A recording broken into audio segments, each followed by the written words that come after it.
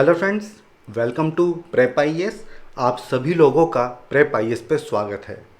Friends, इस series में हम लोग daily answer writing sessions conduct कर रहे हैं एंड सिस्टम कुछ इस तरह से है कि Monday to Saturday daily 11 AM पे हम लोग 2 क्वेश्चंस पोस्ट करते हैं।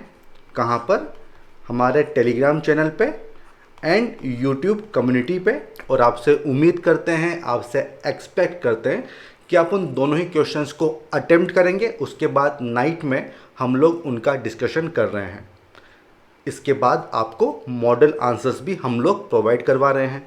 जहाँ तक संडे की बात है तो संडे को हम लोग ऐसे के सेशंस कंडक्ट कर रहे हैं एंड आप जो आंसर्स अटेम्प्ट करते हैं उनको आप सबमिट कर सकते हो पीयर इवेल्युएशन के लिए। कहाँ पर? हमारा टेलीग्राम चैनल है प्रेप आईएएस पीयर इवेल्युएशन।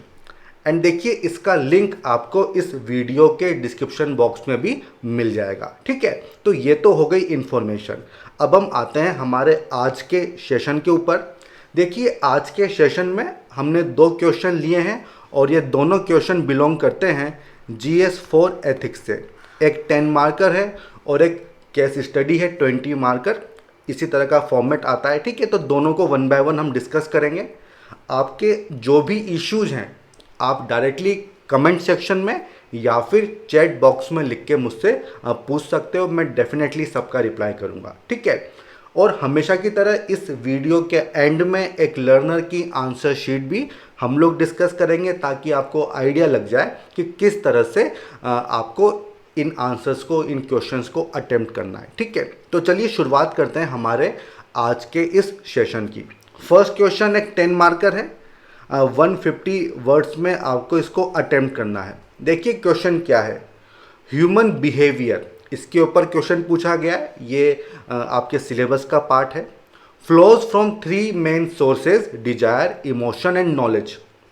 देखिए, ह्यूमन बिहेवियर जो आपका व्यवहार है उसके मेनली 3 सोर्सेज हैं, डिजायर, इमोशन एंड नॉलेज। ये स्टेटमेंट दिया गया है।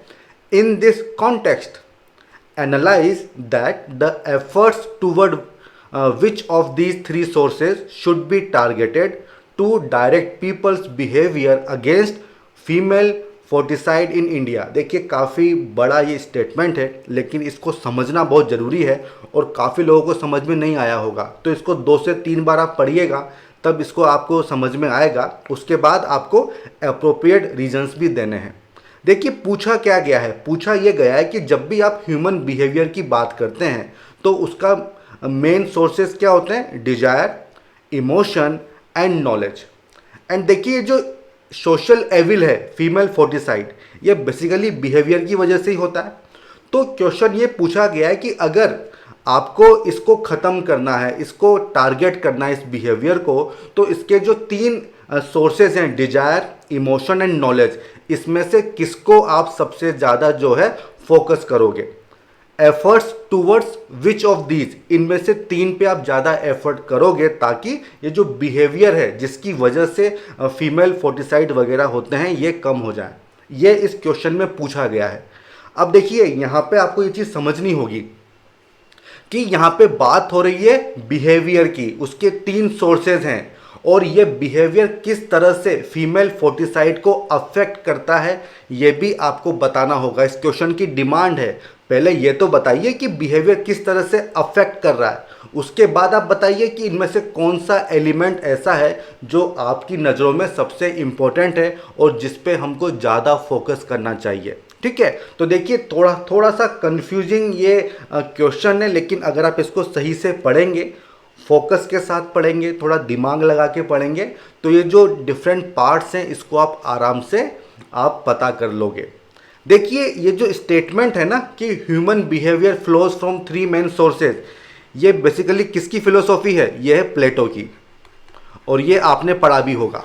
तो अगर आपको ये चीज़ पता है तो इसको आप लिख दीजिए इंट्रोडक्शन में, आपको अच्छे मार्क्स मिलेंगे। मतलब आप इस चीज़ को आइडेंटिफाई कर पा रहे हो कि प्लेटो की फिलोसॉफी क्या थी। ठीक है, ये प्लेटो ने कहा था और इसीलिए ये क्वेश्चन पूछा भी गया है। ठीक है, तो क्या डिफरेंट पार्ट्स हो जाएंगे? सबसे पहले आप बताइए इंट्रोडक्शन, उसके बाद ये जो 3 सोर्सेज हैं ये किस तरह से अफेक्ट करते हैं बिहेवियर को टुवर्ड्स फीमेल फोर्टिसाइड। उसके बाद बताइए कि इन 3 में से किस पे आप सबसे ज़्यादा फोकस करोगे।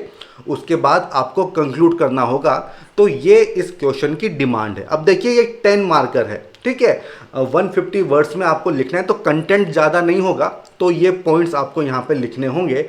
अब जहाँ तक इंट्रोडक्शन की बात है, मैंने ऑलरेडी आपको बताया है कि अगर आप इस चीज़ को आइडेंटिफाई कर पा रहे हो कि ये प्लेटो ने ये फिलोसॉफी दी थी, तो ये बहुत अच्छा, बहुत ज़बरदस्त इंट्रोडक्शन हो जाएगा। क्योंकि प्लेटो क्या बोलते हैं कि desires, emotions and knowledge they are vital sources of human behaviour. ये प्लेटो का स्टेटमेंट है, ठीक है। अगर आपको ये चीज़ नहीं पता है तो फिर बाकी के क्या हो जाएंगे, सेकेंडरी हो जाएंगे। आप ह्यूमन बिहेवियर को डिफाइन कर सकते हैं। और मैंने देखा कि कुछ लोगों ने फीमेल फोर्टिसाइड को डिफाइन किया है, तो देखो वो सही नहीं है, ठीक है। मेन तो क्या है, आप प्लेटो को आइडेंटिफाई करो, नहीं कर पाते हो तो फिर आप यहाँ पे ह्यूमन बिहेवियर की बात कर सकते हो, ठीक है। तो ये तो चीज़ हो गई। अब देखिए आता है नेक्स्ट पार्ट, आपको बताना होगा कि किस तरह से जो 3 सोर्सेज हैं, डिजायर हो गया, इमोशंस हो गया, नॉलेज हो गया, ये किस तरह से लोगों के बिहेवियर को डायरेक्ट करते हैं फीमेल फोर्टिसाइड के लिए। देखिए नंबर 1 क्या है, डिजायर। देखिए ये जो इशू है, ये जो एविल है फीमेल फोर्टिसाइड, इसके काफ़ी सारे इश्यूज हैं। Number 1 is desire. लोगों के मन में डिजायर होती है किस चीज़ की, कि अगर उनके घर में बेटा होगा, कोई सन होगा, तो इससे क्या होगा, वो ब्रेड अर्नर होगा, पैसा कमाएगा, और उससे क्या होगा, उनकी जो सोशो इकोनॉमिक स्टेटस है वो बढ़ जाएगा। इस बात की डिजायर होती है, ठीक है। तो ये एक इंपॉर्टेंट कारण है जिसकी वजह से फीमेल फोर्टिसाइड होता है, ये आपको लिखना होगा। सिमिलरली और भी कारण है, जैसे कि अगर बेटा होगा तो जो लास्ट राइट्स होंगे वो, जैसा कि हिंदू रिलीजन है कि वो बेटे को ही करने होते हैं, ये भी आप लिख सकते हैं। जहाँ तक डॉक्टर्स की बात है तो उनके मन में डिजायर होती है प्रॉफिट की, ठीक है। प्रॉफिट है, अगर वो इस तरह के ऑपरेशंस वगैरह करेंगे तो उनको प्रॉफिट होगा। तो ये हो जाएगा डिजायर, कि किस तरह से डिजायर होती है, ठीक है। अब इसके बाद आपको बताना होगा जो सेकंड पार्ट है वो क्या है, इमोशंस। देखिए इमोशंस क्या है, लोगों को क्या फीलिंग होती है, उनको ये फीलिंग होती है कि भाई अगर गर्ल चाइल्ड हो जाएगी तो एक एडेड रिस्पॉन्सिबिलिटी हो जाएगी, आपको उसकी सेफ्टी सिक्योरिटी का ध्यान रखना होगा। सिमिलरली जो फीमेल है, जो मदर है, ठीक है, उनको ऐसा लगता है कि अगर उनको बेटी होगी तो उनको रिस्पेक्ट नहीं मिलेगी सोसाइटी में, अपने परिवार में। एक्चुअली ये सोच ही काफ़ी पुरानी है और इस तरह से चली आ रही है। तो ये इमोशनल चीज़ें हैं जो आपको यहाँ पे लिखनी होगी।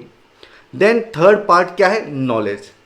देखिए नॉलेज में क्या है कि लोगों को ये पता है कि कौन सी टेक्नोलॉजी है जिससे आप फीटस का सेक्स जो है वो आइडेंटिफाई कर सकते हो। तो अगर आपको पहले से ही पता है कि जो बेबी है वो मेल है कि फीमेल है, ठीक है, तो फिर जो फोर्टिसाइड है वो तो अगली स्टेप है, ठीक है। तो इस बात की नॉलेज लोगों को होती है। सिमिलरली लोगों को काफ़ी सारी नॉलेज होती नहीं है किस बात की, कि वुमेन के लिए क्या क्या फैसिलिटीज़ अवेलेबल है। लोगों के मन में क्या होता है कि भाई किस तरह से पढ़ाएंगे, ठीक है, उनको जॉब मिलेगी कि नहीं मिलेगी, सेफ्टी सिक्योरिटी का इश्यू होता है, ठीक है। तो आज की डेट में गवर्नमेंट काफ़ी कुछ एफर्ट्स कर रही है वुमेन एम्पावरमेंट के लिए, तो इन सब फैसिलिटीज़ की नॉलेज नहीं होती है। तो ये चीज़ आपको लिखनी होगी नॉलेज में, ठीक है। तो आपने तीनों सोर्सेज बता दिए कि ये किस तरह से जो है ह्यूमन बिहेवियर को डायरेक्ट करते हैं टूवर्ड्स फीमेल फोर्टिसाइड। अब देखिए क्या पूछा गया है कि अगर आपको इसको ख़त्म करना है तो इन तीनों में से सबसे ज़्यादा आप किस पे फोकस करोगे। तो देखिए इन तीनों में से आपको एक चुनना है। तो देखिए आप चुन नहीं पाएंगे क्योंकि तीनों ही इंपॉर्टेंट है, ठीक है। तो वही चीज़ होनी चाहिए कि आपका एफर्ट्स तीनों पे होना चाहिए, और किस तरह से होना चाहिए ये आपको लिखना होगा कि आप किस तरह से डिजायर और इमोशंस वाले जो इश्यूज हैं, ठीक है, उनको एड्रेस करेंगे। देखिए किस तरह से एड्रेस करोगे, इसके लिए बिहेवियर में चेंज लाना होगा, एटीट्यूड में चेंज लाना होगा। जो सोसाइटी है, कम्युनिटी है, उसके बीच में डिस्कशंस होने चाहिए। जो वुमेन है उसकी इंपॉर्टेंस बताइए। काफ़ी सारे एग्जाम्पल है, अभी देखिए ओलंपिक में मीराबाई चानू है, पीवी सिंधु है, कितना ग्लोरी लाई हैं नेशन के लिए, ठीक है। उससे पहले देखिए मिस वर्ल्ड थी मानुषी चिल्लर। तो इन सब पे डिस्कशन होना चाहिए। जो वुमेन है उनकी इंपॉर्टेंस को बताया जाना चाहिए। केवल यही चीज़ नहीं है कि बेटा ही होगा, सन ही होगा। आज की डेट में सन और डॉटर सब बराबर हैं, ठीक है। तो इस चीज़ के लिए क्या है, आपको एटीट्यूडनल चेंजेस लाने होंगे और इसके लिए डिस्कशंस काफ़ी ज़रूरी हैं। जो वुमेन के अचीवमेंट हैं उनको सामने लाना होगा। आप रोल मॉडल्स वाला जो कॉन्सेप्ट है उसको आप प्रमोट कर सकते हैं, ठीक है। काफ़ी कुछ आपने देखा होगा कि डिस्ट्रिक्ट्स में होता है कि किसी एक लड़की को जो स्कूल में पढ़ती है उसको एक दिन के लिए एसपी बना दिया, डीएम बना दिया। तो इस तरह से हमको इसको कैटर करना होगा। सेकेंड वन क्या है, नॉलेज। तो देखिए इसके लिए आपको ना अवेयरनेस क्रिएट करनी होगी, लोगों को एजुकेट करना होगा। मन में क्या होता है कि काफ़ी सारे इश्यूज हैं। अगर गर्ल चाइल्ड पैदा हो जाएगी, सेफ्टी, सिक्योरिटी, एजुकेशन, हेल्थ, काफ़ी सारे इश्यूज होते हैं। तो गवर्नमेंट की जो पॉलिसीज़ हैं उनके बारे में अवेयरनेस क्रिएट करनी होगी। जैसे कि बेटी बचाओ बेटी पढ़ाओ है, सुकन्या समृद्धि, तो गवर्नमेंट काफ़ी कुछ कर रही है, रिजर्वेशन भी होता है। तो इनके बारे में लोगों को बताया जाना चाहिए ताकि ये जो डिस्क्रिमिनेशन है बिटवीन मेल एंड फीमेल वो ना हो, ठीक है। तो ये चीज़ आप यहाँ पे लिख देंगे और फिर आएगा कंक्लूजन। देखिए कंक्लूजन में आप लिख सकते हैं कि जो हमारे एफर्ट है वो आइदर और वाली अप्रोच नहीं होनी चाहिए, बल्कि एक होलिस्टिक अप्रोच होनी चाहिए जहाँ पे इन तीनों ही डायमेंशन को आप फोकस करोगे, एफर्ट्स अपने लगाओगे। लेकिन देखिए जो रूट कॉज है वो क्या है, नॉलेज तो फिर भी बाद में आती है। जो रूट कॉज वो क्या है, डिजायर एंड इमोशंस। तो इस पे आपको एक्स्ट्रा फोकस देना होगा क्योंकि ये रूट कॉज है, ठीक है। तो इससे अच्छा और कंक्लूजन क्या होगा, ठीक है। तो ये फर्स्ट क्वेश्चन हमने डिस्कस कर लिया। देखिए यहाँ पे काफ़ी सारे पॉइंट्स मैंने लिखे हैं क्योंकि मेरे पास टाइम का कंस्ट्रेंट नहीं है, ठीक है। और अगर मैं आपको 10 पॉइंट बताता हूँ तो आप मान के चलिए आपको 5 पॉइंट्स ही याद रहेंगे और एग्जाम में आप 3 या 4 ही लिख पाओगे, ठीक है। तो एक 10 मार्कर है तो उसी के हिसाब से आपका ये कंटेंट होना चाहिए। मैंने यहाँ पे आपको डायरेक्शन दे दी है कि आपको किस तरह से इस क्वेश्चन को अटेम्प्ट करना है, ठीक है। तो ये हो गया फर्स्ट क्वेश्चन। अब हम आते हैं सेकंड क्वेश्चन की तरफ, जो क्या है, एक केस स्टडी है। देखिए फ्रेंड्स, यहाँ पे मैं आपको एक एडवाइस देता हूँ। ये जो GS 4 का जो पेपर होता है ना, ये सबसे लेंदी पेपर होता है जितने भी पेपर्स होते हैं। तो आपको काफ़ी कम लोग देखने को मिलेंगे जो पूरा पेपर अटेम्प्ट कर पाते हैं। और ये फैक्ट है, आप भले काफ़ी लोगों से डिस्कस कर सकते हैं क्योंकि काफ़ी केस स्टडीज आती हैं और 10 मार्कर भी आते हैं। तो इसमें ना आपको प्रैक्टिस काफ़ी करनी होगी पहले से ही, ताकि आपका जो टाइम है वो बचे, जिससे आप टाइम पे पेपर को पूरा कर सकते हो। देखिए जनरली क्या होता है ना, जो क्वेश्चन पेपर होता है वो आपको 2 से 3 मिनट पहले मिल जाता है, ठीक है। तो उस टाइम का आपको यूटिलाइजेशन करना है। आप कैसे कर सकते हो, देखिए पेपर पीछे उसमें फिक्स होता है, तो आप कोई भी एक केस स्टडी को पढ़ लीजिए पूरा, ठीक है। और उसका जो आंसर है वो माइंड में फ्रेम कर लीजिए और जैसे ही बेल बजती है उसको अटेम्प्ट कर लीजिए। तो यहाँ पे आपका टाइम बचेगा, ठीक है। तो इस तरह की छोटी छोटी टेक्निक्स होती हैं जिससे आप अपना टाइम बचा सकते हो, ठीक है। तो ये तो हो गई एडवाइस। अब आते हैं इस क्वेश्चन की तरफ, इस केस स्टडी की तरफ। देखिए काफ़ी लंबी ये केस स्टडी है, इसको पढ़ने में आपको काफ़ी टाइम लग जाएगा। देखिए क्या पूछा गया है कि आप एक माओइस्ट अफेक्टेड स्टेट है, वहाँ कि जो पुलिस डिपार्टमेंट है उसके हेड हैं। आप मान लीजिए कि आप डीजीपी हैं, ठीक है, आप डीजीपी हैं। और अ प्रोटेस्ट अगेंस्ट द पेटी condition of lower level police personal was launched by a constable on social media, ठीक है। जो लो लेवल पुलिस पर्सनल है उनकी कंडीशन काफ़ी ख़राब है और इसके अगेंस्ट एक प्रोटेस्ट जो है लॉन्च किया जाता है कांस्टेबल के द्वारा सोशल मीडिया पे, ठीक है। As a punishment for violating the service rules, क्योंकि उसने सर्विस रूल्स वायलेट कर दिए तो उसको पनिशमेंट मिलती है और एज ए पनिशमेंट उसका ट्रांसफ़र हो जाता है माओइस्ट अफेक्टेड डिस्ट्रिक्ट में, ठीक है। अब इसके बाद क्या होता है, जो उसकी वाइफ है वो सुसाइड कर लेती है, ठीक है।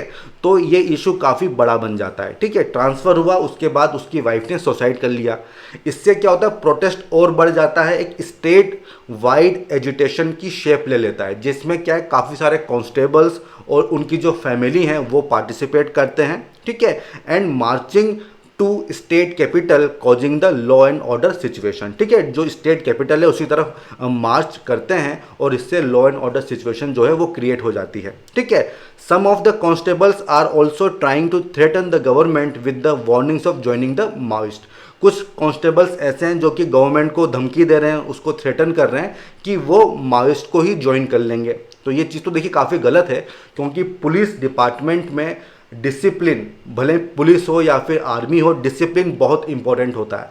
क्योंकि अगर कोई एक बंदा इनडिसिप्लिन क्रिएट कर रहा है और उसको आपने सही टाइम पे टैकल नहीं किया, तो वो जो इनडिसिप्लिन है वो पूरी फोर्स में फैल सकता है। ठीक है, तो इसलिए इनडिसिप्लिन को आपको बर्दाश्त नहीं करना है, जो हमारी पुलिस फोर्सेस होती हैं, आर्मी होती है, इन सब में। ठीक है, इसके बाद क्या पूछा हुआ है, the agreed policeman and their families, वो क्या डिमांड कर रहे हैं कि उनको बेटर कंडीशंस मिलनी चाहिए, जो ड्यूटी आवर्स हैं वो फिक्स होने चाहिए, वीकली ऑफ मिलना चाहिए, अलाउंसेस मिलने चाहिए। तो काफ़ी कुछ उनकी डिमांड्स हैं। ठीक है, इस बारे में जब इन्वेस्टिगेशन होता है तो ऐसा पता चलता है कि ये जो प्रोटेस्ट है इसमें काफ़ी सारे ऐसे एलिमेंट शामिल हैं जो या तो सर्विस से डिसमिस हो चुके हैं या जिनके ऊपर जो डिसिप्लिनरी प्रोसीडिंग्स हैं वो चल रही हैं। ठीक है, तो ये जब आपने इन्वेस्टिगेट किया तब आपको पता चला कि वही लोग भड़का रहे हैं। ठीक है, तो ये तो फैक्ट्स हैं जो आपको इस केस स्टडी में बताए हुए हैं। अब क्या क्वेश्चंस पूछा गया है, सबसे पहला क्वेश्चन है कि इस केस में क्या एथिकल इश्यूज हैं।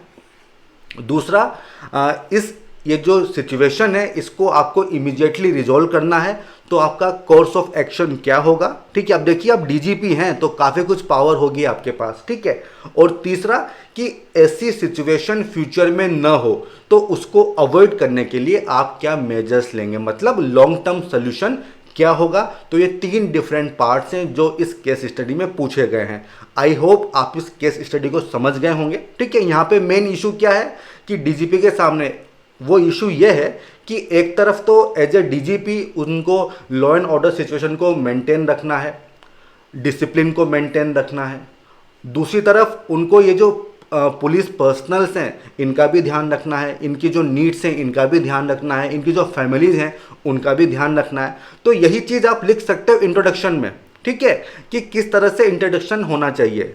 तो लिख दीजिए कि this case study highlights issue of fiduciary responsibility versus empathy towards police personal and their family. ठीक है, तो इससे आप इस केस स्टडी की शुरुआत कर सकते हो। अब देखिए इसके बाद ना आपको स्टेक होल्डर्स बताने होंगे कि इस केस स्टडी में कौन कौन स्टेक होल्डर्स हैं, वो ऑलरेडी उसमें दिए हुए हैं। एक तो आप हो जाएंगे, आप डीजीपी हैं, वो कांस्टेबल और उसकी वाइफ, और जो बाकी के जो पुलिस पर्सनल हैं उनकी फैमिलीज जो कि प्रोटेस्ट में पार्टिसिपेट कर रही है। ठीक है, तो ये सब हो जाएंगे स्टेक होल्डर्स। और देखिए स्टेक होल्डर्स में आपको ज़्यादा लिखना नहीं है, आप क्या कर सकते हो, सिंपल ऐसा एक गोला बनाओ, यहाँ लिख दो स्टेक होल्डर्स और ब्रीफ में यहाँ पे लिख दो तीनों चीज़ें। ठीक है, मी एजेंट जो भी डीजीपी वगैरह है, कांस्टेबल, और यहाँ पे लिख दीजिए जो पुलिस पर्सनल। ठीक है, तो ज़्यादा स्पेस आपको नहीं लेना है। ठीक है, कम स्पेस में उसको निपटा दीजिए। ठीक है, इसके बाद देखिए 1 बाय 1 जो सारे पार्ट्स हैं वो आपको एड्रेस करने होंगे। सबसे पहला क्या है, एथिकल इश्यूज। देखिए कुछ इश्यूज तो एक्सप्लिसिट हैं, एकदम सामने दिख रहे हैं, जैसे कि एक तो लॉ एंड ऑर्डर सिचुएशन जो है वो बिगड़ रही है, क्योंकि वो लोग मार्च कर रहे हैं टूवर्ड्स जो कैपिटल है, और क्या थ्रेटन कर रहे हैं कि भाई हम माओइस्ट को ज्वाइन कर लेंगे। इसके बाद और क्या चीज़ दिख रही है कि जो सर्विस रूल्स हैं उनको तोड़ा गया है। ठीक है, ये भी सामने दिख रहा है। इसके अलावा ट्रांसफ़र हुआ है, वो भी आप लिख सकते हैं। ठीक है, देन और क्या लिख सकते हैं कि कौन कौन लोग शामिल हैं, कौन लोग भड़का रहे हैं, जिनको डिसमिस किया जा चुका है या जिनके ऊपर इंक्वायरी वगैरह चल रही है। ठीक है, इसके अलावा जो कंडीशन है लोअर पर्सनल्स की वो अच्छी नहीं है, ये भी आप लिख सकते हैं। एंड जो कांस्टेबल है उसकी वाइफ की डेथ, तो ये सब चीज़ आप यहाँ पे लिख सकते हैं। ये साफ साफ आपको यहाँ पे दिख रहा है। लेकिन कुछ चीज़ें ऐसी हैं जो कि इम्प्लिसिट हैं। वो क्या है कि देखिए पुलिस रिफॉर्म्स की बात काफ़ी लंबे समय से चलती आ रही है और फिर भी ये इशू बना हुआ है, ज़्यादा कुछ एफर्ट्स नहीं किए गए हैं। तो एक तरह से आप कह सकते हैं कि अपैथी ऑफ गवर्नमेंट, ठीक है, टूवर्ड्स द पुलिस पर्सनल, ये एक इम्प्लिसिट इशू यहाँ पे होगा।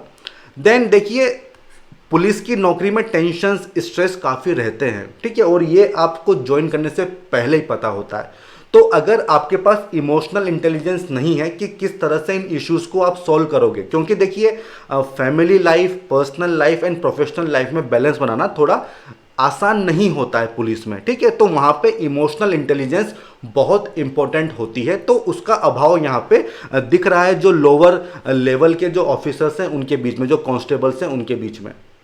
देन देखिए ग्रीवांसेस हैं। अब ग्रीवांसेस को एड्रेस करने के लिए कोई प्लेटफॉर्म यहाँ पे नहीं दिखाई दे रहा है कि एक तरह का सिस्टम होना चाहिए जहाँ पे लोग अपनी समस्याएं, अपनी ग्रीवांसेस बता सकें, तो वो एक सिस्टम अभी बनता हुआ नहीं दिखाई दे रहा है। देन एक है सिक्योरिटी थ्रेट, क्योंकि देखिए हो सकता है कि जो माओइस्ट हैं वो इसमें शामिल हो, ऐसा हो सकता है, ठीक है। तो ये भी एक तरह का इशू होगा, तो इनको आपको मेंशन करना है। अब देखिए ये मैं समझ सकता हूँ कि ये जितने भी पॉइंट्स मैंने लिखे हैं ये आप नहीं लिख पाएंगे, कुछ इसमें से छूट जाएंगे, तो आपको परेशान नहीं होना है, ठीक है, क्योंकि मेरे पास टाइम का कंस्ट्रेंट नहीं है। मैंने काफ़ी सोच के इनको लिखा है। आपके पास टाइम का कंस्ट्रेंट होगा तो कुछ पॉइंट आपके छूट जाएंगे, तो परेशान नहीं होना है, ठीक है। अब आता है नेक्स्ट पार्ट। उसमें क्या है कि इमीडिएट इस इशू को सॉल्व करने के लिए आप क्या स्टेप्स लोगे। तो देखिए आप डीजीपी हैं तो आपके पास काफ़ी पावर है, तो देखिए जो अफेक्टेड डिस्ट्रिक्ट्स हैं वहाँ पे आप डीएम को बोल सकते हो कि भाई सेक्शन 144 लगा दो, धारा 144 लगा दो, ताकि जो असेंबली है 5 से ज़्यादा लोगों की असेंबली ना हो, ठीक है। तो ये तो आप कर ही सकते हो, ठीक है, ताकि जो ज़्यादा भीड़ जो है वो इकट्ठी ना हो। तो पहली चीज़ तो ये हो जाएगी। दूसरी बात देखिए, बात आ रही है इनडिसिप्लिन की, ठीक है। तो इनडिसिप्लिन हुआ है तो उसको तो किसी भी कीमत पे बर्दाश्त नहीं किया जाना चाहिए, उसको टॉलरेट नहीं किया जाना चाहिए, क्योंकि अगर ऐसा हुआ तो फिर एक से दूसरे में ये फैलेगा, और अगर ऐसा हुआ तो फिर लॉ एंड ऑर्डर सिचुएशन काफ़ी बुरी तरह से प्रभावित होगी और इसका इफेक्ट होगा सिक्योरिटी पे, ठीक है। तो जो लोग दोषी पाए गए हैं इन्वेस्टिगेट करिए, जो लोग इनडिसिप्लिन जिन्होंने किया है उनके खिलाफ स्ट्रिक्ट एक्शन होना चाहिए, जो भी रूल्स कहते हैं, ठीक है। इसके बाद देखिए और आप क्या कर सकते हैं, क्योंकि देखिए बहुत सारे कांस्टेबल्स और उनकी जो फैमिलीज हैं वो ज्वाइन करने जा रही हैं या ज्वाइन कर रही हैं। तो देखिए यहाँ पे आप एसपी को कह सकते हो कि आप उन फैमिलीज से मिलिए, उन कांस्टेबल्स से मिलिए और उनको समझाइए, उनकी काउंसलिंग करिए कि क्या चीज़ सही है, क्या चीज़ सही नहीं है। ये बहुत अच्छा एक सोल्यूशन होगा, परसुएशन, ठीक है। आप उनके साथ बात करिए। जो कांस्टेबल इस चीज़ की धमकी दे रहे हैं कि भाई हम माओइस्ट को ज्वाइन कर लेंगे, तो भाई पहले उनको भी समझाओ कि भाई क्या चीज़ सही है, क्या चीज़ सही नहीं है, क्योंकि देखिए सबसे पहला परसुएशन होना चाहिए। अगर वो मानते हैं तो बहुत अच्छी बात है, और अगर नहीं मानते हैं तो भाई उनको सस्पेंड कर दो तुरंत, क्योंकि इस चीज़ को बर्दाश्त नहीं किया जा सकता है, ठीक है। ये चीज़ हो गई। अब देखिए इसके अलावा जो लोग ज्वाइन कर रहे हैं उनको आप शोकॉज नोटिस दे दीजिए, क्योंकि आप अगेंस्ट द गवर्नमेंट काम कर रहे हैं। जिन लोगों की रिस्पॉन्सिबिलिटी है लॉ एंड ऑर्डर को मेंटेन करना, वही खुद इसमें शामिल हो रहे हैं, तो उनको शोकॉज नोटिस दो। जब उनको ये मिलेगा तो हो सकता है कुछ लोग पीछे हट जाएं, ठीक है। इसके बाद देखिए एक चीज़ होती है अपील, क्योंकि आप डीजीपी हैं तो आपको संबोधित करना होगा कि उनकी जो ग्रीवांसेज हैं उनको हम टेक केयर कर रहे हैं, ठीक है, लेकिन आपको प्रोटेस्ट में शामिल नहीं होना है, और जो लोग हो रहे हैं उनके खिलाफ स्ट्रिक्ट एक्शन लिया जाएगा।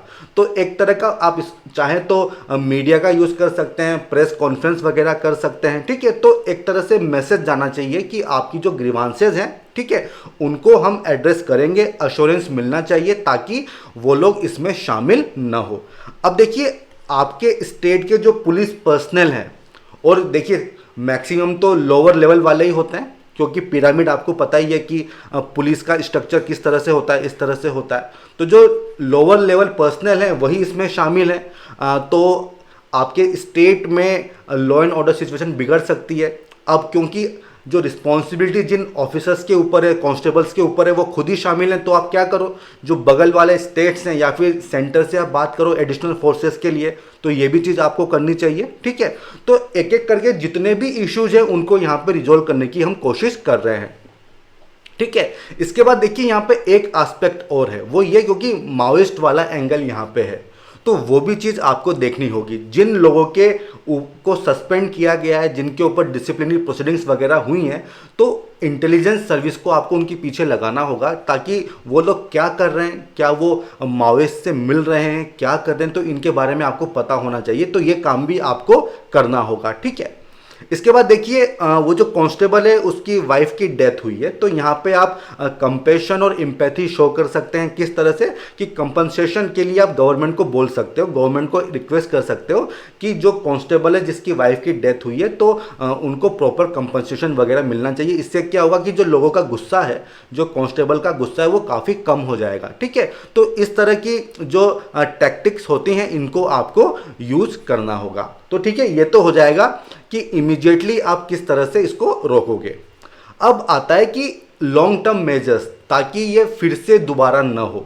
तो देखिए ये बात सही है कि पुलिस में जो लोअर लेवल के पर्सनल्स होते हैं उनकी वर्किंग कंडीशन काफ़ी बेकार होती है।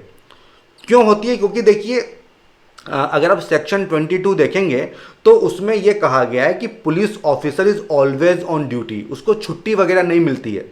आप अगर प्राइवेट जॉब में हैं तो आपको आपका 5 डे का वर्क होगा, वीकेंड पे छुट्टी होगी, आप घूमने जा सकते हो, ठीक है। लेकिन पुलिस में ऐसा नहीं है, वहाँ पे 24/7 आपको जॉब में रहना होता है, तो एक तरह का काफ़ी स्ट्रेस होता है, ठीक है। तो ये चीज़ फैक्ट है कि वर्किंग कंडीशन इतनी सही नहीं है, बहुत लंबे वर्किंग आवर्स होते हैं, तो उसको टैकल करना काफ़ी ज़रूरी है, ठीक है। तो देखिए ये चीज़ आपको समझनी होगी कि वास्तव में प्रॉब्लम है, अब इसको किस तरह से सॉल्व किया जाए। तो देखिए आप क्या कर सकते हैं, आप डीजीपी हैं, आप खुद के लेवल पे तो इतना कुछ कर नहीं पाएंगे क्योंकि ये काम तो गवर्नमेंट का है। तो आप स्टेट गवर्नमेंट को रिक्वेस्ट कर सकते हो, रिकमेंड कर सकते हो कि क्या रिफॉर्म्स लाने चाहिए, ठीक है। ह्यूमन कंडीशन होनी चाहिए वर्क पे, जो उनको वीकली ऑफ वगैरह मिलना चाहिए, 8 आवर्स का वर्क पर डे होना चाहिए। तो ऐसा आप एडवाइस कर सकते हो, रिकमेंड कर सकते हो स्टेट गवर्नमेंट को, ठीक है। इसके बाद देखिए क्योंकि इमोशनल इंटेलिजेंस काफ़ी इंपॉर्टेंट होता है, और अगर वो नहीं है तो फिर आप किस तरह से स्ट्रेस को मैनेज कर पाएंगे, ठीक है। तो जब ट्रेनिंग की बात होती है तो ट्रेनिंग में इमोशनल इंटेलिजेंस पे ज़्यादा फोकस करना चाहिए, ताकि इस तरह की जो स्ट्रेसफुल सिचुएशन होती हैं उनको आप अच्छे से टैकल कर सको, ठीक है। देन माओइस्ट अफेक्टेड एरिया है, तो देखिए यहाँ पे ट्रांसपेरेंसी बहुत ज़रूरी है, जो रेशनल सिस्टम होना बहुत ज़रूरी है। ऐसा नहीं है आपने किसी को भी यहाँ पे ट्रांसफ़र कर दिया, एक तरह की ट्रांसपेरेंसी होनी चाहिए, रेशनल सिस्टम होना चाहिए अपॉइंटमेंट्स का, ट्रांसफ़र का। तो ये चीज़ आप यहाँ पे लिख सकते हैं, ठीक है। और आप क्या करेंगे, देखिए आपने प्रकाश सिंह केस के बारे में सुना होगा। जब भी आप पुलिस रिफॉर्म्स की बात करते हैं तो सुप्रीम कोर्ट ने काफ़ी फेमस जजमेंट दिया था, उसको आप लिख दीजिए कंक्लूजन में, ठीक है। ये आप चाहते तो पहले भी लिख सकते थे, लेकिन मैंने जानबूझ के यहाँ पे लिखा क्योंकि इससे कंक्लूजन भी अच्छा हो जाएगा और एक तरह का फ्यूचरिस्टिक एक लॉन्ग टर्म सोल्यूशन यहाँ पे आप दे देंगे। आप बताइए कि जो गाइडलाइन है, जो रिकमेंडेशन थी सुप्रीम कोर्ट की इन प्रकाश सिंह केस, उनको फॉलो करना चाहिए। जैसे कि एक पुलिस इस्टेब्लिशमेंट बोर्ड होना चाहिए, ठीक है, ताकि जो उनका अपॉइंटमेंट है, ट्रांसफ़र है, इनको ट्रांसपेरेंट मैनर में डील किया जा सके, ठीक है। तो इस तरह से होना चाहिए ये कंक्लूजन, ठीक है। तो ये दोनों ही जो क्वेश्चन है ये मैंने यहाँ पे डिस्कस कर लिए हैं। अगर आपका कोई डाउट है या इशू है तो आप कमेंट सेक्शन में लिख के मुझसे पूछ सकते हैं, मैं डेफिनेटली सबका रिप्लाई करूँगा, ठीक है। अब हम आते हैं हमारे अगले सेगमेंट की तरफ, और उसमें हम क्या करते हैं, लर्नर्स की आंसर शीट को डिस्कस करते हैं। तो चलिए उसको स्टार्ट कर लेते हैं। तो देखिए फर्स्ट क्वेश्चन, फीमेल फोर्टिसाइड। इन्होंने क्या किया है, शुरुआत में फीमेल फोर्टिसाइड को डिफाइन किया है। तो देखो यार, हालांकि क्वेश्चन में पूछा गया है, लेकिन अगर आप प्रायोरिटी वाइज देखें तो इसका नंबर काफ़ी पीछे आएगा, तो इससे तो आपको शुरुआत नहीं करनी चाहिए, ठीक है, सूटेबल नहीं है। आप प्लेटो की बात कर सकते हो, आप बिहेवियर की बात कर सकते हो। बेसिकली ये जो आपने सेकंड पैराग्राफ लिखा है ना, ये आपका इंट्रोडक्शन होना चाहिए था, ये फर्स्ट तो थोड़ा सही नहीं है, ठीक है। इसके बाद देखिए आपने ये नहीं बताया है कि किस तरह से ये जो सोर्सेज हैं 3, ये अफेक्ट करते हैं बिहेवियर को, ये आपने नहीं बताया है, बल्कि आप सोल्यूशन की बात कर रहे हो कि emotions in the context female foeticide, all 3 sources of emotions play. अब देखिए ये इमोशन के 3 सोर्सेज नहीं है, ठीक है, ये बिहेवियर के 3 सोर्सेज हैं। थोड़ा सही से लिखिए, play an important role. Emotions में आपने क्या लिखा है, it is not correct to do such a thing, no people should discriminate against girls and women. देखिए ये नहीं लिखना है। ठीक है, आप क्वेश्चन की डिमांड को समझो। क्या पूछा है कि किस तरह से ये जो तीनों सोर्सेज हैं ये कंट्रीब्यूट करते हैं, और जब आपको सोल्यूशन देना हो तो इन तीन में से सबसे ज़्यादा फोकस आप किसके ऊपर करोगे। तो बेसिकली ये क्वेश्चन है और यहाँ पे आपने उसको एड्रेस नहीं किया है। ठीक है, इट इज़ नॉट करेक्ट, तो ये चीज़ सही नहीं है। आपको रिलेवेंट पॉइंट यहाँ पे लिखने चाहिए। देन डिजायर की बात की है आपने, the desire of killing your own child is itself is wrong because of social pressure, one should not take such a step. तो देखिए, एडवाइस नहीं देनी है आपको, आपको यहाँ पे बताना है कि किस तरह से कंट्रीब्यूट करता है। ठीक है, तो वो कारण बताने होंगे। ठीक है, उसके बाद आप सोल्यूशन दीजिए कि किस तरह से इसको टैकल करोगे। वो चीज़ आपने यहाँ पे नहीं की है, मतलब जो कॉन्टेक्चुअल अंडरस्टैंडिंग है वो उसकी कमी थोड़ी मुझे यहाँ पे दिखाई दी। देन नॉलेज, देखिए नॉलेज में आपने लिखा है कि people should be educated that women और girls are equal to man. तो देखिए ये बात सही है, ये यहाँ पे आपने सही चीज को एड्रेस किया है। ठीक है, they can also be in army, police, air force, आपने एग्जाम्पल दिए हैं कल्पना चावला के, देन इंदिरा गांधी के, तो अच्छे एग्जाम्पल्स आपने दिए हैं। लेकिन देखिए एक पार्ट आपने पूरा ही मिस कर दिया है, और जो सेकंड पार्ट है उसमें भी 2 पॉइंट आपने सही नहीं लिखे हैं, केवल थर्ड जो नॉलेज वाला पार्ट है वो आपने लिखा है। उसके बाद आपने कंक्लूड किया है, देखिए काफ़ी लंबा कंक्लूजन है। मैं हमेशा कहता हूँ कि 10 मार्कर तो 2 से 3 लाइन का कंक्लूजन इंट्रोडक्शन होना चाहिए, लेकिन ये बात मुझे हमेशा ही कहनी पड़ रही है क्योंकि आप लोग फॉलो नहीं करते हो।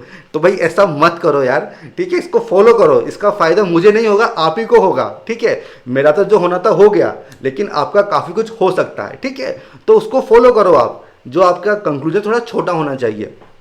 क्या लिखा है आपने, educating the youth of the country as well as spreading awareness that it is sinful to do such a thing, taking someone's life, this practice should be stop. और जो गवर्नमेंट का जो एक्ट है वो आपने यहाँ पे लिखा है। तो देखिए इसको समराइज करो, केवल एक्ट के बारे में लिख दो चलेगा। ठीक है, इतना लंबा कंक्लूजन मत लिखो। ठीक है, तो ये फर्स्ट क्वेश्चन तो हो गया। और देखो डीमोटिवेट तो होना ही नहीं है, ठीक है, क्योंकि अपन तो प्रैक्टिस कर रहे हैं।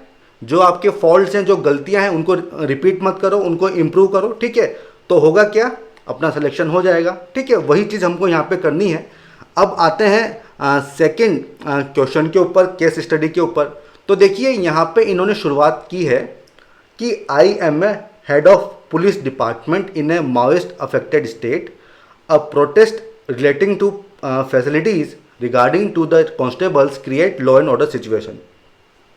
तो देखिए ये आप इससे इंट्रोड्यूस कर रहे हैं, तो देखिए ठीक है, लेकिन और अच्छा हो सकता था ना। आप जो डिलेमा है वो बता सकते हैं तो उसका इफेक्ट ज़्यादा अच्छा होता। इसके बाद आपने ए पॉइंट लिखा है। अब इस देखिए हेडिंग तो डालो कि ये चीज़ क्या है। तो हेडिंग लिखना बहुत ज़रूरी है। और देखिए काफ़ी लंबा पैराग्राफ आपने लिख दिया है, तो ऐसा मत करो यार, छोटे पैराग्राफ होने चाहिए। तो क्या करो कि पैराग्राफ को ब्रेक कर दो, जैसे यहाँ से ब्रेक कर दो। ठीक है, पैराग्राफ चेंज कर लो, तो ऐसा आपको करना चाहिए। और देखिए हेडिंग तो बताओ कि आप किस चीज़ को एक्सप्लेन कर रहे हो, क्योंकि क्वेश्चन में काफ़ी सारे पार्ट्स हैं। आपने स्टेक होल्डर्स नहीं बताए हैं। यहाँ पे क्या क्या है, first the constable should discuss the problem with the seniors, तो आप सोल्यूशंस बता रहे हो। तो देखो सोल्यूशंस तो बाद में बताने हैं, पहले आपको क्या करना है, पहले आपको बताना है कि डिलेमा क्या है, एथिकल इश्यूज क्या है। तो वो पार्ट आपने मिस कर दिया है। फिर आप क्या बोल रहे हो, constable should discuss the problem with the seniors instead of uploading it on social media. अब देखो ये चीज़ तो हो चुकी है ना, कांस्टेबल ने तो अपना काम कर दिया। अब उसको आप क्यों कर रहे हो कि उसको ऐसा नहीं करना चाहिए था, उसको डिस्कशन करना चाहिए था? नहीं, आप डीजीपी हो, अब आपको क्या करना है, जो प्रॉब्लम है वो आपके सामने है, उसको किस तरह से एड्रेस करोगे। तो देखिए यही चीज़ आती है कि आपका माइंड किस तरह से काम कर रहा है, आप किस तरह से सोच रहे हो। देखिए आप डीजीपी हैं, जो चीज़ हो गई वो हो गई, अब किस तरह से आपको चीज़ों को टैकल करना है, ये चीज़ आपको यहाँ पे लिखनी है। तो देखिए आप डिस्कशन की बात कर रहे हैं, because social media can not solve the issue but discussion with the higher authority give him some sort of solution. ठीक है, again the higher authority can discuss the issue with the, तो basically आप discussion की बात कर रहे हो और उसी को आपने काफ़ी बड़ा लिख दिया। तो देखिए ऐसा मत करो, एक छोटी सी बात है डिस्कशन, ठीक है, तो उसको 1 या 2 लाइन में ख़त्म करने की कोशिश करो। फिर आपने क्या लिखा है कि इससे जो है लॉ एंड ऑर्डर सिचुएशन जो है वो हो जाएगी, तो ठीक है। फिर आपने पॉइंट्स लिखे हैं। अब देखो हेडिंग तो डालो यार कि किस चीज़ के पॉइंट्स हैं, और यहाँ पे आप फिर से बात करो कि डिस्कशन, तो पॉइंट रिपीट मत करो। ठीक है, ask government to take necessary steps. अब देखो क्वेश्चन ने में क्या पूछा है कि आप क्या करोगे, आप क्या सोल्यूशन दे रहे हो कि मैं गवर्नमेंट को बोलूंगा कि भाई तुम करो। तो यार ऐसे नहीं होता है ना। क्वेश्चन में पूछा गया है कि एज ए डीजीपी आप किस तरह से एक्शन लोगे, तो आप अपने एक्शन बताइए। आप क्या कर रहे हो कि आप गवर्नमेंट को बोलोगे, भाई आप भी तो उसका पार्ट हो ना, तो आपको एक्शन लेना है। डीजीपी हो, काफ़ी सारी पावर्स होती हैं आपके पास, ठीक है, तो उसको यूज करो। तो ये चीज़ सही नहीं है कि आप गवर्नमेंट को बोलोगे, ठीक है। Then provide training and workshop. तो देखो ट्रेनिंग वर्कशॉप ये लॉन्ग टर्म सोल्यूशन है। आपको ये इशू इमीडिएटली रिजोल्व करना है, तुरंत आपको रिजोल्व करना है। तो क्या आप अभी ट्रेनिंग वर्कशॉप चलाओगे कि भाई अभी प्रोटेस्ट मत करो, अभी पहले इस वर्कशॉप में आओ, थोड़ा मैं आपको ट्रेन कर देता हूं, तो फिर तो सत्यानाश हो जाएगा ना। तो इस तरह से सोचिए कि आपको इमीडिएटली कुछ सोल्यूशन देना है, तो ये तो लॉन्ग टर्म सोल्यूशन है कि भाई एक बार मैटर सोल्व हो जाए, उसके बाद ट्रेनिंग की भी बात कर लेंगे, उसके बाद वर्कशॉप की भी बात कर लेंगे, ठीक है। तो ये चीज़ हो गई। इसके बाद आपने लिखा है पॉइंट सी। तो देखो सी पॉइंट है, अब सी पॉइंट किस चीज़ का ये तो बताओ यार, हेडिंग आपको यहाँ पे देनी होगी। तो अगर मैं मान के चलता हूँ कि आप लॉन्ग टर्म सोल्यूशन की यहाँ पे बात कर रहे हैं ताकि दोबारा ऐसा ना हो, तो सबसे पहले तो आप एक कमेटी को अपॉइंट करोगे और वो आपको रिपोर्ट देगी कंडीशन के ऊपर, ये चीज़ ठीक है। Then equip them with modern arms. अब देखो ये पॉइंट कहाँ से आ गया, ठीक है, ये पॉइंट कहाँ से आ गया कि भाई हम आपको मॉडर्न आर्म्स देंगे, कहीं पूछा नहीं गया है, ये तो नहीं लिखना चाहिए। और देखिए यहाँ ऊपर आपने लिखा है इंश्योर देयर सिक्योरिटी। भाई पुलिस वाले तो औरों की सिक्योरिटी को इंश्योर करते हैं, तो आप किस तरह से उनकी सिक्योरिटी को इंश्योर करेंगे, तो ये पॉइंट भी जमा नहीं ना, थोड़ा पढ़ने में अजीब सा लग रहा है, ठीक है। तो ऐसे पॉइंट्स मत लिखो। विल कंडक्ट डिस्कशन, देखिए आप फिर से डिस्कशन कर रहे हैं, तो डिस्कशन हो गया एक बार, बार बार उसको रिपीट मत करिए। फिर आप फिर से ट्रेनिंग की बात कर रहे हैं, तो देखो एक बार आपने बात कर ली, ये प्लेस सही है ट्रेनिंग का, ठीक है, वहाँ पे आपने गलत लिखा था, ये बात मैं मानता हूँ। तो देखो यहीं पे आपने एंड कर दिया है। अब देखो आपने कंक्लूजन नहीं लिखा है, तो वो चीज़ सही नहीं है, कंक्लूजन आपको लिखना चाहिए। तो देखिए मेरी ऑब्जर्वेशन क्या है कि एनालिसिस करो। आपने क्या है ना, काफ़ी सारे पॉइंट छोड़ दिए हैं, काफ़ी सारी डायमेंशंस आपने छोड़ दी हैं, काफ़ी सारे पार्ट्स आपने छोड़ दिए हैं। तो हुआ क्या है कि आपने केस स्टडी को अच्छे से नहीं पढ़ा है। जब भी केस स्टडी आती है 2 बार पढ़ो, जो इंपॉर्टेंट कीवर्ड्स हैं उसको हाईलाइट करो और सोचिए कि वो कीवर्ड्स क्यों यूज़ किए गए हैं, आपको उनको एड्रेस करना है। जितने पार्ट्स पूछे गए हैं उनको आपको एड्रेस करना है, ठीक है। और सेकंड पॉइंट क्या है, वर्ड लिमिट। आपने काफ़ी छोटा ये आंसर लिखा है, ठीक है, तो ऐसा मत करो। जो प्रॉपर 250 वर्ड्स हैं, जो स्पेस आपको दिया है उसको यूटिलाइज करो, तभी आपको मार्क्स मिलेंगे। और देखिए ये जो मेरी एडवाइस है ना, ये आपको डिमोटिवेट करने के लिए कतई नहीं है। मेरा पर्पस क्या है कि अब अगली जो केस स्टडी आप लिखेंगे उसमें काफ़ी ड्रास्टिक चेंजेस मुझे दिखने चाहिए, काफ़ी इंप्रूवमेंट दिखना चाहिए, और यही पर्पज़ है। मैं आपको गलती बता रहा हूँ, तो इन गलतियों से आप सीखिए और इनको फिर से रिपीट मत करो, आपको काफ़ी फ़ायदा मिलेगा। और ये जो प्रैक्टिस आप कर रहे हैं इसको मत छोड़िए। भले ही आप किसी भी तरह के आंसर लिख रहे हैं, कोई फ़र्क नहीं पड़ता, एक टाइम वो ज़रूर आएगा जब आप बहुत अच्छे आंसर्स लिखोगे, लेकिन उसके लिए प्रैक्टिस करना बहुत ज़रूरी है। तो चलिए ये सब ऑब्जर्वेशन है, इनको आप फॉलो करिए। इसी के साथ इस सेशन को मैं यहाँ पे कंक्लूड करता हूँ, ठीक है। अगर आपको सेशन अच्छा लगा हो तो इसको डेफिनेटली आप लाइक करो और हमारे चैनल को, हमारे इनिशिएटिव को सब्सक्राइब करो, शेयर करो, फॉरवर्ड करो, ताकि मैक्सिमम लोग इससे जुड़ सकें। तो ठीक है friends, all the best, good bye.